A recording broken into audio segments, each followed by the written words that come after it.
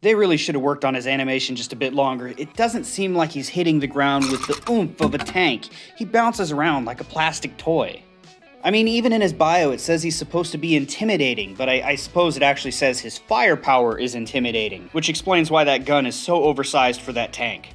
Compensating much? Hilarious jokes aside, Megatron's exclusive skill compensates for anything he may be missing. His exclusive skill has several parts to it. The first part is he's able to increase the attack of all units by 50%. Next is anytime a unit in the front 2 rows, so slots 1 through 6, attack, there is a chance to fire an extra missile that will cause 209% damage at max stats. He is also able to do additional damage against targets that have been marked as vulnerable, dealing up to 320% damage, and if an army unit procs his ability to fire a missile, it will prioritize a target with the vulnerable status first. Now, to find out what the vulnerable status is, we'll go ahead and take a peek at another hero. We have May here.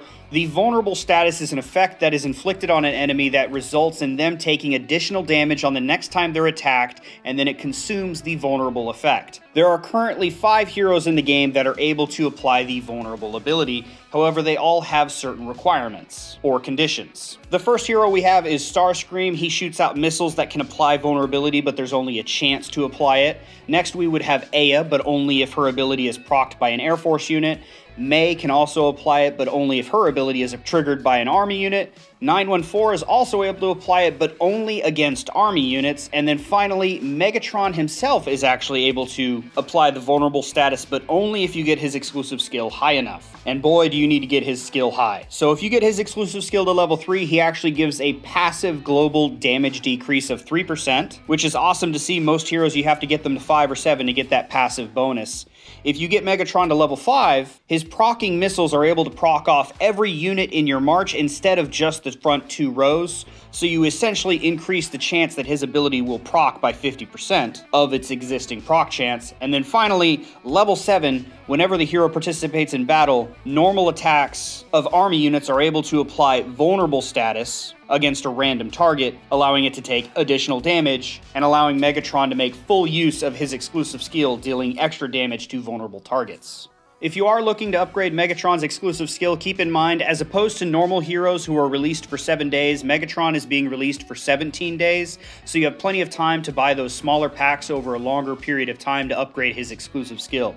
And while it's important to get all heroes' exclusive skills up high to be a competitive player, Megatron seems to be exceptionally important because he's able to apply vulnerability himself if you get it to level 7. Since all the other heroes in the game have conditions or only a chance of applying the vulnerability effect, it's really difficult to make the most out of Megatron's exclusive ability, dealing extra damage to vulnerable targets. With that being said, May makes an excellent pairing with Megatron, and the reason is they're both army heroes. Her ability is procced off of army units, and as a result, she's able to apply the vulnerable status so Megatron can take advantage of it.